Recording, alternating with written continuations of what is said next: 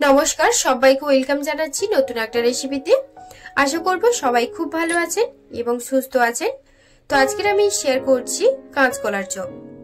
এই কাঁচকলার চপ ভেতরের অংশটা একদম নরম আর বাইরের অংশটা একদম খাস্তা এবং মুচমুচে হয়। যেহেতু আলু আর কাঁচকলার কম্বিনেশন আছে, তার জন্য কিন্তু ভীষণ সুন্দর লাগে খেতে। অনেকেই কিন্তু আলু চপ, বেগুনি চপ কিংবা টমেটো চপ কিংবা নানান ধরনের চপ আমরা খেয়েছি, তবে এই রেসিপিটা একবার এইভাবে বানিয়ে দেখুন, খেতে কিন্তু ভীষণ সুন্দর লাগে। আশা করব আজকের রেসিপি আপনাদের কাছে ভীষণ ভালো লাগবে। তো রেসিপিগুলো যদি আপনাদের কাছে ভালো লেগে থাকে তাহলে মলি কিচেনটি সাবস্ক্রাইব করতে একদমই ভুলবেন না, এবং প্রত্যেক দিনের মতো নিত্য নতুন রেসিপিগুলো পাওয়ার জন্য অবশ্যই বেল বাটনটি ক্লিক করে রাখবেন।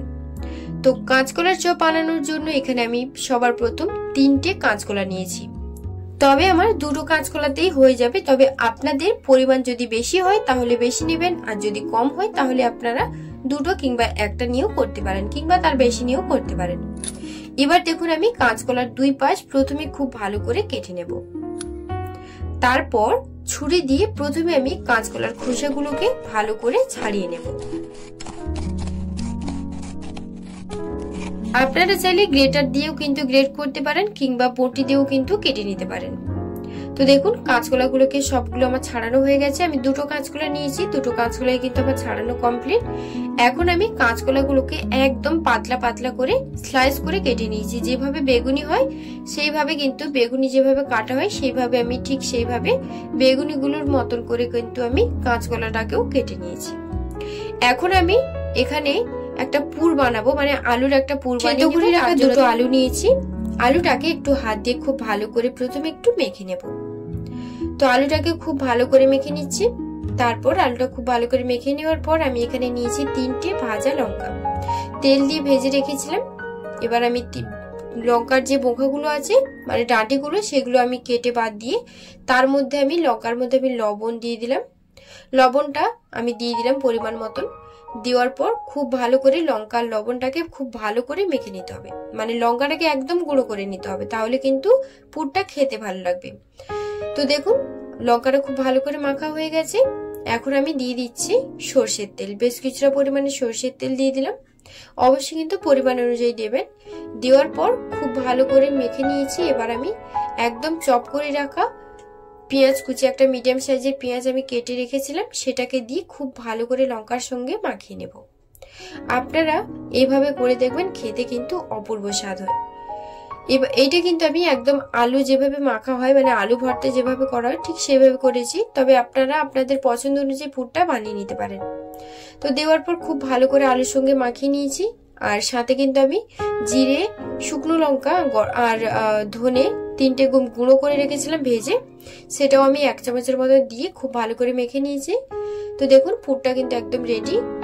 এখন আমি যে কাঁচকলাটা আমি কেটে রেখেছিলাম একদম স্লাইস করে, সেটা আমি একটা নিয়ে পুরটা অল্প অল্প করে পুর নিয়ে কাঁচকলার ওপর দিয়ে দেব। পুরো কাঁচকলার ওপর কিন্তু দিয়ে দেব, তাহলে কিন্তু খেতে ভালো লাগবে। তো দেখুন পুরটা আমি ঠিক এইভাবে লাগিয়ে নিচ্ছি পুরো কাঁচকলার মধ্যে।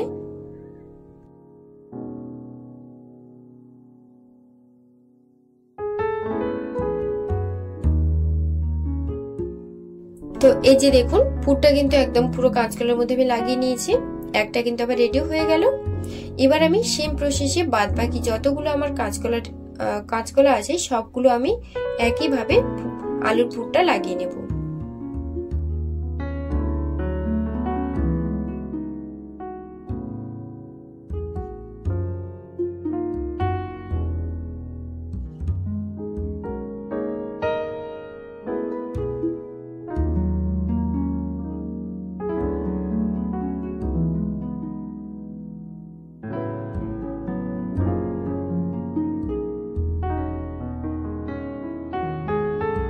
তো এই যে দেখুন সবগুলো কিন্তু আমার একইভাবে রেডি হয়ে গেছে।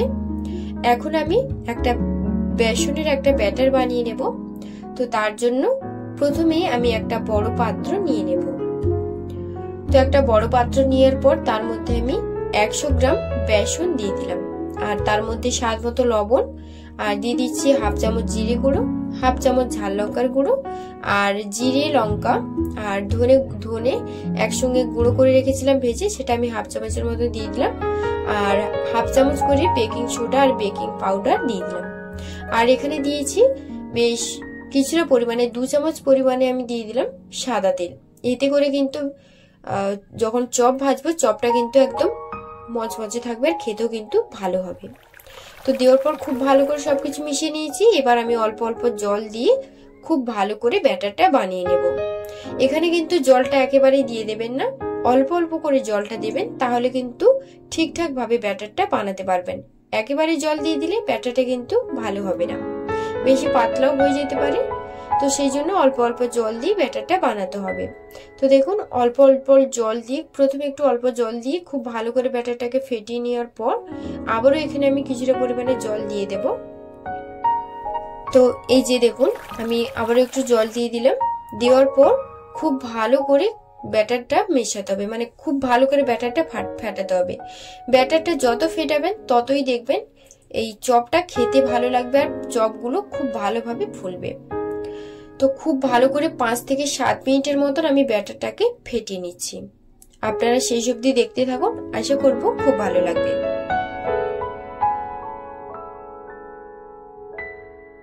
তো এই যে দেখুন ব্যাটারটা ঠিক আমি এইভাবে রেডি করেছি। এইভাবে হাত দিয়ে না ব্যাটারটা যত ফেটাবেন ততই কিন্তু চপগুলো ফুলবে আর দেখতে ভালো লাগবে আর খেতেও কিন্তু অসাধারণ লাগে। তো দেখুন ব্যাটারটা খুব ভালো করে ফেটানো হয়ে গেছে আর ব্যাটারের ঘনত্বটা না আমি ঠিক এইভাবে রেখেছি। দেখুন ঠিক এইভাবে ব্যাটারটা আমি রেখেছি। তো ব্যাটারটা কিন্তু আমার এখন একদম রেডি হয়ে গেল। এখন আমি কলার চপটা ব্যাটারের মধ্যে দিয়ে দেব। দেওয়ার পর উল্টে পাল্টে খুব ভালো করে নেড়ে চেড়ে নিয়ে আমি এক্সট্রা যে বেসনটা ছিল সেটাকে আমি ফেলে দিয়ে তেলের মধ্যে দিয়ে দেব। এই সময় কিন্তু তেলটাকে অবশ্যই একদম হাইতে রেখে খুব ভালো করে গরম করতে হবে, তাহলে চপগুলো খেতে ভালো লাগবে। আর উপর দিয়ে একটু তেলটা ছড়িয়ে দিলাম যাতে করে চপগুলো ফুলতে সুবিধা হয়। আর একটা চপের সাথে সাথে আমি আরো 2টো চপ কিন্তু এখানে দিয়েছি। দেওয়ার পর উপর দিয়ে একটু তেলটা ছিটিয়ে দিলাম যাতে চপগুলো ফুলতে সুবিধা হয়। তো দেখুন আর উল্টে দিলাম একটু, এতে করে কিন্তু চপগুলো তাড়াতাড়ি ভাজা হয়ে যাবে। আর চপগুলো ভাজতে কিন্তু বেশি সময় লাগেনি, 3 থেকে 4 মিনিটের মধ্যে কিন্তু চপগুলো একদম ভালো করে ভাজা হয়ে গেছে।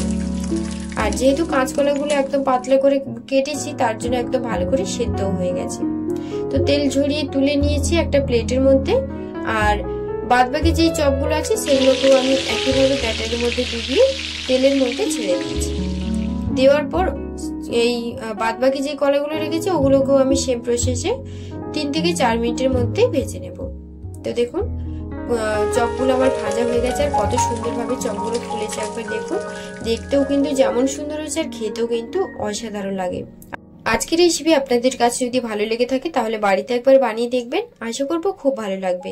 যদি আজকের রেসিপি আপনাদের কাছে ভালো লেগে থাকে লাইক ও কমেন্ট করতে একদমই ভুলবেন না এবং চ্যানেলটিকে সাবস্ক্রাইব করে রাখার জন্য আপনাদের কাছে অনুরোধ রইল। সবাই খুব ভালো থাকবেন, সুস্থ থাকবেন।